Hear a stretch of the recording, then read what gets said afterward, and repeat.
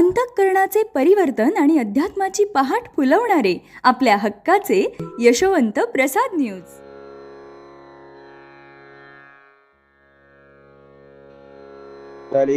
वरदा हरी विठ्ठल श्री ज्ञानदेव तुकाराम पंढरीनाथ भगवान की जय. परमहंस सद्गुरु श्री यशवंत बाबा महाराज की जय. पार्वती पते हर हर महादेव हर. सज्जन हो, आज 17 डिसेंबर.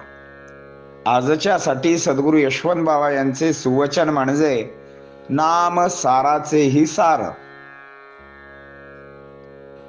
दगडावर पाण्याची धार लावली असता एक ना एक वेळ अशी येते तो दगड दुभंगतो. तशी नामाची धार लावता हाच व्यापार करता लाभ भारंभार होतो व आपण तरुण जातो. त्यासाठी शुद्ध आचरण हवे, शास्त्र शुद्ध वर्तन हवे, शुद्ध अंतःकरण हवे, मग नामाचे स्मरण होते. कर्तव्याप्रती जागृती, भगवंताची स्मृती, मग समाधानाची पावती आपल्याला श्री गुरुस्थानापासून प्राप्त होते. सुखाचा संसार व्हावा म्हणून नाम घेणे हा व्यवहार लबाडीचा आहे.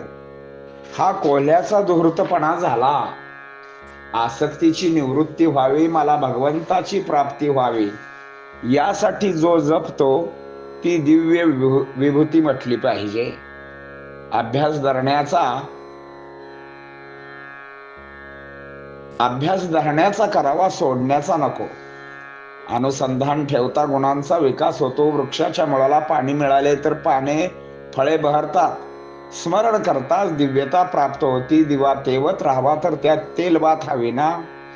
अनुसंधानात राहायचे झाले तर नामात राहणे उचित होय. ते आदिही आहे, अंतीही आहे, काळ साधणारे आहे. यासाठी श्वासाश्वासावर नाम घ्या. अंतकाळ साधण्यासाठी जगावे म्हणून सतत मुखामध्ये नाम असावे.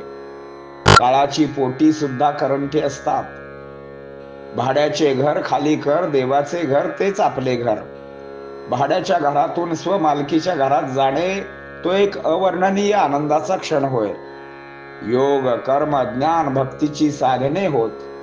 यात अनावर करणारे नामच आहे. बाकी सर्व शून्य आहे. नाम मुखाने घ्यावे, श्रद्धेने घ्यावे, वृत्तीने सांभाळून घ्यावे, सत्य भावनेने घ्यावे. इच्छेविरुद्ध काही घडताच मनाचे स्वास्थ्य बिघडते. केल्या कुकर्माची आठवण होते, आणखीनच स्वास्थ्य बिघडते. तरीही नामात राहावे. नामाचा नाद लागताच दुःखाचा गाव पळून जातो. त्याची जाणीव सुद्धा राहत नाही.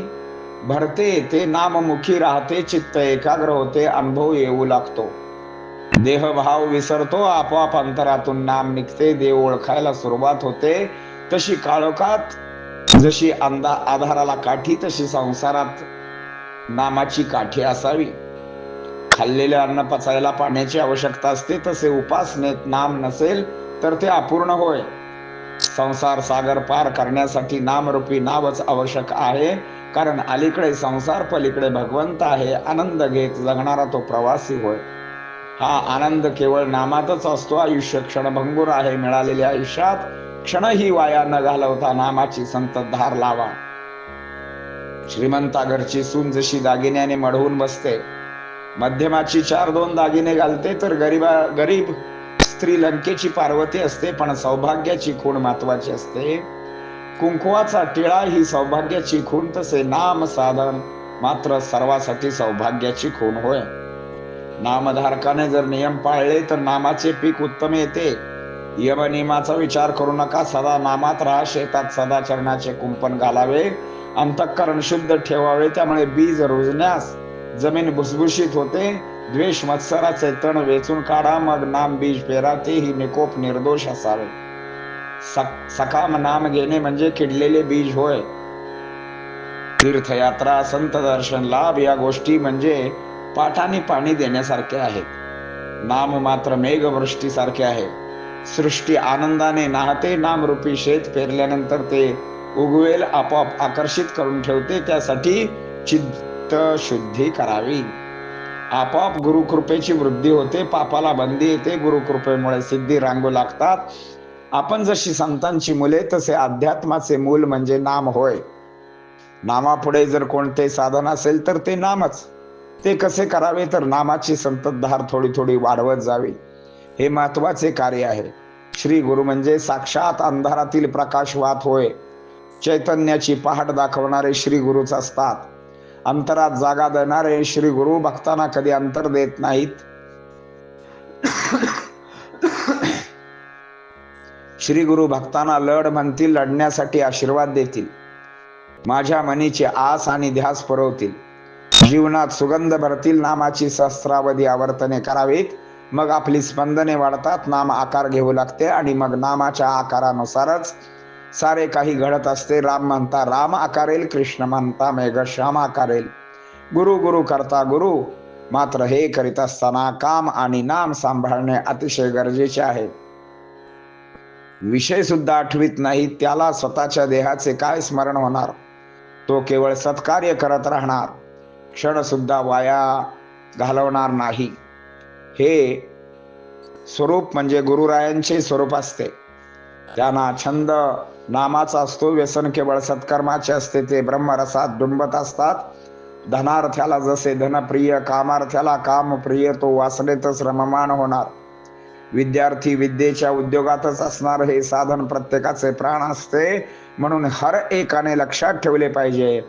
गंगा आणि सागर यांचा संगम जिथे होतो तिथे प्रेमलहरी अशा उचंबळून येतात.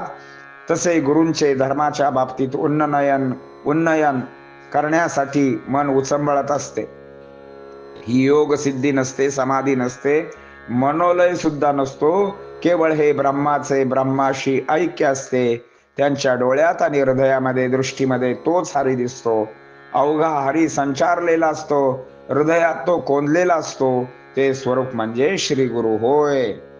पुंडलिक वरदा हरी विठ्ठल, श्री ज्ञानदेव तुकाराम, पंढरीनाथ भगवान की जय. परमहंस सद्गुरु श्री यशवंत बाबा महाराज की जय. पार्वती पते हर हर हर महादेव हर. यशवंत हो, जयवंत हो, यशवंत हो, जयवंत हो, यशवंत हो, जयवंत हो.